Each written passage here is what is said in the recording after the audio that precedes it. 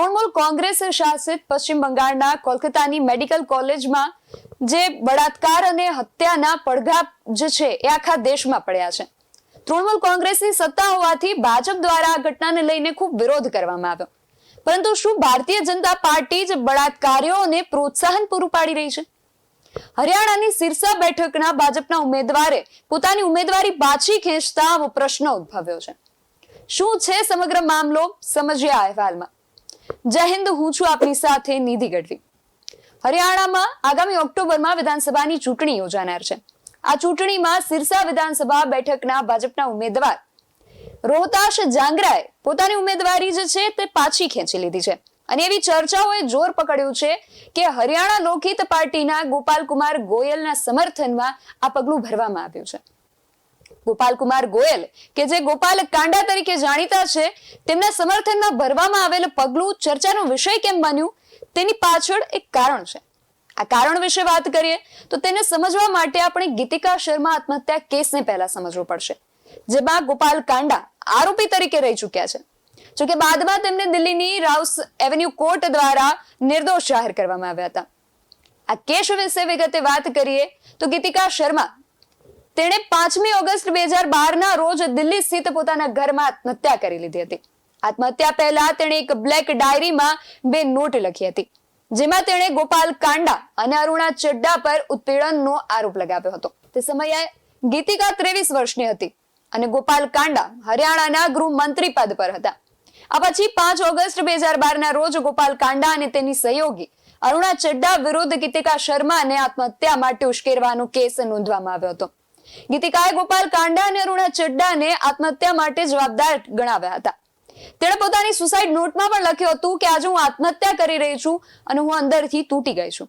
મારી સાથે દગો કરવામાં આવ્યો છે, મારો વિશ્વાસ તૂટી ગયો છે, મને છેતરાયા હોય એવો અનુભવ થઈ રહ્યો છે, મારી સાથે છેતરપિંડી કરવામાં આવી છે. મારા મૃત્યુ માટે ગોપાલ કાંડા અને અરુણા જ જવાબદાર છે. આ બંને મારા જીવન સાથે રમતા હતા, મારો વિશ્વાસ તોડ્યો અને પોતાના ફાયદા માટે મારો ઉપયોગ કર્યો. બંને મને બરબાદ કરી છે. હવે આ લોકો મારા પરિવારને નુકસાન પહોંચાડવાનો પ્રયાસ કરી રહ્યા છે. આ બંનેને સજા થવી જોઈએ. આનું પરિણામ કંઈક એવું આવ્યું કે કાંડાએ હરિયાણાના ગૃહમંત્રી પદ પરથી રાજીનામું આપવું પડ્યું. આ પછી કાંડાને 18 મહિના સુધી જેલમાં પણ રાખવામાં આવ્યો. જોકે તેને માર્ચ 2014માં જામીન મળી ગયા હતા. ગીતિકાની માતા તેની પુત્રીના મૃત્યુનો આઘાત સહન ન કરી શક્યા અને 6 મહિના પછી તેમણે પણ આત્મહત્યા કરી લીધી. તેમણે પણ પોતાના મૃત્યુ માટે કાંડાને જ જવાબદાર ગણાવ્યો હતો. ગીતિકા આત્મહત્યા કેસમાં ગોપાલ અને અરુણા પર 306, આત્મહત્યા માટે ઉશ્કેરણી, ગુનાહિત ધાક ધમકી, પુરાવાનો નાશ કરવો, ગુનાહિત કાવતરું આ સહિતની વિવિધ કલમો હેઠળ આરોપ મૂકવામાં આવ્યા હતા. ગોપાલ કાંડા કોણ છે તેના વિશે જો જાણવાનો પ્રયાસ કર્યો તો જાણવા મળ્યું કે ગોપાલ કાંડા એ રેડિયો રિપેરિંગ શોપથી પોતાનું બિઝનેસ કારકિર્દીની શરૂઆત કરી હતી. અને આ પછી તેણે પોતાના ભાઈ સાથે મળીને જૂતાની દુકાન ખોલી. જ્યારે દુકાન ચાલવા લાગી તો તેણે જૂતાની ફેક્ટરી ખોલી અને પછી MDLR એરલાઇન્સ શરૂ કરી, જે બાદમાં વિવાદને કારણે બંધ કરી દેવામાં આવી હતી. જોકે ત્યાં સુધીમાં કાંડા પાસે આવી 40 કંપનીઓ હતી. કાંડા કંપનીઓમાં છોકરીઓને નોકરી આપતો હતો. આ દરમિયાન ગીતિકા કાંડાને મળી. આ સમય સુધીમાં કાંડા રિયલ એસ્ટેટ બિઝનેસમેન બની ગયો હતો અને તેણે રાજકારણમાં પણ પગ જમાવવાનું શરૂ કરી દીધું. ગોપાલ કાંડાના રાજકીય સફર વિશે જો વાત કરીએ તો ગોપાલ કાંડા એક પ્રભાવશાળી સ્થાનિક રાજકારણી ઓમ પ્રકાશ ચોટાલા સાથે સંબંધ ધરાવતો હતો. તેઓ તારા બાબા નામે જાણીતા સ્થાનિક આધ્યાત્મિક ગુરુ સાથે પણ સારા સંબંધ ધરાવતા હતા. તેમણે ચોટાલા પરિવાર સાથે અને તારા બાબાની સ્થાનિક સ્થિતિનો લાભ લીધો, જેમની યાદમાં તેમણે એક વિશાળ મંદિર પણ બનાવ્યું હતું. અને 1999માં ચોટાલા મુખ્યમંત્રી બન્યા પછીના સમયગાળા દરમિયાન કાંડાની વ્યવસાયિક કારકિર્દી ખીલી ઉઠી હતી. પરંતુ ચોટાલાની ભારતીય રાષ્ટ્રીય લોકદળ પાર્ટી 2005માં હરિયાણામાં સામાન્ય ચૂંટણી હારી ગઈ હતી. કાંડાના ચોટાલા પરિવાર સાથેના સંબંધો ત્યારે બગડ્યા જ્યારે કાંડાએ 2009માં હરિયાણાની વિધાનસભા ચૂંટણીમાં તેને INLD ઉમેદવાર તરીકે પસંદ કરવાનો ઇનકાર કરી દીધો. કારણ કે તેઓ એવું માનતા હતા કે કાંડા આ ચૂંટણી જીતવા માટે અસમર્થ છે. તેમ છતાં તેણે ઇન્ડિયન નેશનલ કોંગ્રેસના મહત્વપૂર્ણ સભ્યો સાથે પણ મૈત્રીપૂર્ણ સંબંધો હતા અને તે પક્ષે પણ તેની ઉમેદવારી આપવાનો ઇનકાર કરી દીધો. ત્યારે તારાબાબા સાથેના તેના ધાર્મિક જોડાણનો લાભ લઈને તેણે અપક્ષ તરીકે ચૂંટણી લડી અને INDL ના ઉમેદવાર પદમ જૈનને 6521 મતોના માર્જિનથી હરાવ્યો. કાંડાએ ભૂપેન્દ્રસિંહ હુડ્ડાની આગેવાની હેઠળની કોંગ્રેસને સરકાર બનાવવા માટે ટેકો પણ આપ્યો. કોંગ્રેસ પાસે 40 ધારાસભ્યો હતા અને સરકાર બનાવવા માટે ઓછામાં ઓછા 6 ધારાસભ્યોની જરૂર હતી. તેથી કાંડાએ અહીંયા કિંગ મેકર તરીકે કામ કર્યું અને હુડ્ડાના સમર્થનમાં સ્વતંત્ર ધારાસભ્યોના જૂથની રેલી કરી. તેની કેબિનેટ પદથી પુરસ્કૃત કરવામાં આવ્યા અને હરિયાણામાં ગૃહ રાજ્ય પ્રધાન બનાવવામાં આવ્યા. તે સમયે પણ તેની સામે 10 ફોજદારી કેસ પેન્ડિંગ હતા. ભાજપ સરકારને ટેકો આપનાર ગોપાલ કાંડા સાથે જોડાણનો પહેલા ભાજપે જ ઇનકાર કર્યો હતો અને માટે તેણે માયાવતીની બસપા અને અભયસિંહ ચોટાલાની ઇન્ડિયન લોકદળ સાથે જોડાણ કરેલું. પરંતુ હવે છેલ્લી ઘડીએ ભાજપે પોતાના ઉમેદવારને બેસાડી દીધા છે. રાજકીય વિશ્લેષકો એવું માની રહ્યા છે કે બસપા, ઇન્ડિયન લોકદળ અને હરિયાણા લોકહિત પાર્ટીનું જોડાણ એ ભારતીય જનતા પાર્ટીની જ બી ટીમ છે. તો આ ચૂંટણીએ ભાજપને ટેન્શનમાં પણ વધારો કર્યો છે, કારણ કે ચૂંટણી પહેલા જ સીએમ પદ માટે કાવા દાવાઓ થવાનું પણ શરૂ થઈ ગયું છે. અંબાલા કેન્ટ વિધાનસભા બેઠક પરથી ચૂંટણી લડનાર અનિલ વિજે તાજેતરમાં પોતાને સીએમ ચહેરો ગણાવ્યા હતા અને તેમણે કહ્યું કે જો ભાજપ હરિયાણા વિધાનસભા ચૂંટણી જીતશે તો તેઓ પાર્ટીમાં સીએમ પદ માટે દાવો રજૂ કરશે. તેમણે કહ્યું કે હું સૌથી સિનિયર છું અને કામનો લાંબો અનુભવ પણ ધરાવું છું. મારા સમર્થકો વારંવાર મને પૂછે છે કે આટલા સિનિયર હોવા છતાં તમને મુખ્યમંત્રી કેમ ન બનાવવામાં આવ્યા. હવે તેને જોતા હું હાઈકમાન્ડ પાસે માંગ કરીશ અને જો હું મુખ્યમંત્રી બનીશ તો હરિયાણાનો ચહેરો બદલી નાખીશ. ચૂંટણી પહેલા અનિલ વિજે આવું નિવેદન કેમ આપ્યું તે અંગે હવે ભાજપમાં ચર્ચાઓ શરૂ થઈ ગઈ છે અને હવે તેમના પછી કેન્દ્રીય મંત્રી રાવ ઇન્દ્રજીતસિંહે પણ પોતાને સીએમ પદ માટે લાયક જાહેર કર્યા છે. જોકે તેમણે સ્પષ્ટ કર્યું નથી. તેમણે કહ્યું કે મેં ક્યારેય વ્યક્તિગત રીતે સીએમ પદની માંગણી કરી નથી, પરંતુ મારા કદ, સિદ્ધિઓ અને રાજકીય પ્રદર્શનને ધ્યાનમાં રાખીને મને એવું લાગે છે કે હું યોગ્ય ઉમેદવાર છું. રાવ ઇન્દ્રજીતસિંહે કહ્યું કે મારા સમર્થકો લાંબા સમયથી આ ઈચ્છતા હતા. મેં પોતે ક્યારેય આ પદ માટે માંગણી નથી કરી, પરંતુ મારા કદ અને કામ અને સિદ્ધિઓને જોતા એવું લાગે છે કે હું એક સક્ષમ ઉમેદવાર છું. તેમણે કહ્યું કે જો પાર્ટી મને સીએમ પદની ઓફર કરે તો હું કેમ તેને નકારી શકું.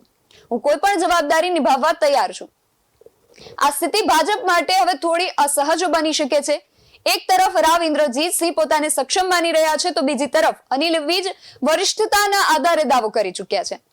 રાવ ઇન્દ્રજીતસિંહ ગુરુગ્રામના સાંસદ છે, પરંતુ સમગ્ર અહિરવાલ બેલ્ટ પર તેમનો પ્રભાવ માનવામાં આવે છે. દક્ષિણ હરિયાણા કહેવાતા ગુરુગ્રામ, રેવાડી અને મંદરગઢમાં તેમનું વર્ચસ્વ હોવાનું માનવામાં આવે છે, જ્યાંથી 1 ડઝન બેઠકો આવે છે. પાર્ટી આ બેઠકોની કમાન પણ રાવ ઇન્દ્રજીતસિંહને આપી છે અને તેમનું કદ પણ ઘણું વધી ગયું છે. આવી સ્થિતિમાં રાવ ઇન્દ્રજીતસિંહને ભાજપ માટે મોટી એસેટ માની શકાય છે, કારણ કે તેમની પાસેથી માત્ર જાટ બેલ્ટમાં થયેલા નુકસાનની ભરપાઈની અપેક્ષા રાખવામાં આવે છે. જોકે આ બધા કાવાદાઓ વચ્ચે અમિત શાહે એવી જાહેરાત આપી દીધી છે કે ત્રીજી વખત સરકાર બનાવ્યા બાદ પણ નાયબસિંહ સૈની જ મુખ્યમંત્રી પદ સંભાળશે. તો બીજી તરફ હરિયાણા વિધાનસભા ચૂંટણીના મતદાન પહેલા ભાજપ અને કોંગ્રેસ બંને પાર્ટીને મોટી રાહત પણ મળી છે. બંને પાર્ટીના 10 બળવાખોરોએ પોતાની ઉમેદવારી પાછી ખેંચી લીધી છે. હરિયાણા વિધાનસભા ચૂંટણીમાં ઉમેદવારી પાછી ખેંચવાની છેલ્લી તારીખ 16મી સપ્ટેમ્બર હતી, ત્યારે સોમવારે ભાજપ અને કોંગ્રેસના કુલ 10 બળવાખોર ઉમેદવારોએ પોતાની ઉમેદવારી પાછી ખેંચી લીધી છે, જેના કારણે ભાજપ અને કોંગ્રેસ બંને પાર્ટીને મોટી રાહત મળી છે. આ પહેલા બંને પાર્ટીઓએ પોતાના બળવાખોર ઉમેદવારોને મનાવવાનો પ્રયાસ કર્યો અને તેમને હવે તેમાં સફળતા પણ મળી ગઈ છે.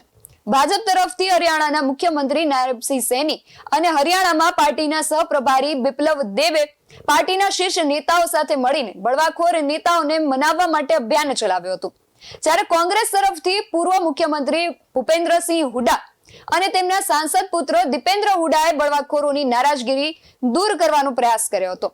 તેમ છતાં ઘણા બળવાખોર ઉમેદવારોએ પોતાની ઉમેદવારી પાછી નથી ખેંચી અને તેઓ હજુ પણ ચૂંટણીના મેદાનમાં અડગ ઉભા છે. કોંગ્રેસના જે 6 બળવાખોરોએ ચૂંટણી મેદાનમાંથી યુટર્ન લીધો છે, તેમાં ભિવાની જિલ્લાની બાવાની ખેડા બેઠક પરથી રામકિશન ફૌજી અને નલવા હલકા બેઠક પરથી કોંગ્રેસના બળવાખોર પૂર્વ મંત્રી સંપતસિંહ ઉમેદવારી પાછી ખેંચી લીધી છે. જ્યારે પંચકુલા બેઠક પરથી ગુરજંતસિંહ પોલાએ પોતાની ઉમેદવારી પાછી ખેંચી લીધી છે અને કોંગ્રેસના ઉમેદવાર ચંદ્રમોહનને સમર્થન આપવાની જાહેરાત પણ કરી દીધી છે. અંબાલા સિટી વિધાનસભા બેઠક પરથી જસબીરસિંહ મલોર અને હિંમતસિંહે ઉમેદવારી પાછી ખેંચીને કોંગ્રેસને મોટી રાહત આપી દીધી છે. અને આ ઉપરાંત કુરુક્ષેત્રની શાહબાદ બેઠક પરથી પ્રેમ હિંગાખેડી અને અટેલીથી હેમંત શર્માએ ઉમેદવારી પાછી ખેંચી લીધી છે. તો બીજી તરફ હરિયાણાની ચૂંટણીમાં ભાજપને રાહત આપતા પાર્ટીના 4 બળવાખોર ઉમેદવારોએ પોતાના નામ પાછા ખેંચી લીધા છે. તેમાં સુધીર ચૌધરીનું નામ પણ સામેલ છે. સુધીર ચૌધરી ભાજપથી નારાજ હતા અને કોંગ્રેસની ટિકિટ પર સોના બેઠક પરથી ચૂંટણી મેદાનમાં ઉતર્યા હતા, પરંતુ સોમવારે તેમણે પોતાની ઉમેદવારી પાછી ખેંચી લીધી હતી. જ્યારે બીજી તરફ નારનોલ બેઠક પરથી ભાજપના બળવાખોર ભારતી સૈનીએ પણ પોતાની ઉમેદવારી પાછી ખેંચીને ભાજપને રાહત આપી છે. આ ઉપરાંત મહેન્દ્રગઢની નાંગલ ચૌધરી બેઠક પરથી સતીશ સૈનીએ પણ ઉમેદવારી પાછી ખેંચી લીધી છે અને ઉમેદવારી પાછી ખેંચવાની સાથે તેમણે ભાજપના ઉમેદવાર અભયસિંહને સમર્થન પણ આપ્યું છે. જ્યારે સોનીપત બેઠક પરથી રાજીવ જૈને ઉમેદવારી પાછી ખેંચીને ભાજપને રાહત આપી છે. આ બધા રાજકીય ઉતાર ચઢાવ વચ્ચે આગામી ઓક્ટોબરમાં હરિયાણામાં વિધાનસભાની ચૂંટણી યોજાનાર છે. ચૂંટણી કોઈ પણ પક્ષ જીતે, પરંતુ જીતનાર ઉમેદવાર એવા હોય કે જે પ્રજાના પ્રશ્નો, સમસ્યાઓ વગેરેને દૂર કરે અને પોતાના રાજ્યને વિકાસ તરફ આગળ ધપાવે, તે જ અપેક્ષિત હોય છે. નહીં કે રોજ સવારે કોઈને કોઈ રાજકારણી પર ફરી કોઈ ગીતિકા અને આત્મહત્યા માટે દુષ્પ્રેરણાના આક્ષેપો લાગે. વાત વિગતવારમાં હાલ બસ આટલું જ. તમે મારી YouTube ચેનલને સબસ્ક્રાઇબ કરવાનું અને અમને Facebook અને Instagram પર ફોલો કરવાનું ભૂલશો નહીં. બાકી નવી અપડેટ્સ માટે આપ જોતા રહો BSN TV ન્યૂઝ. નમસ્કાર.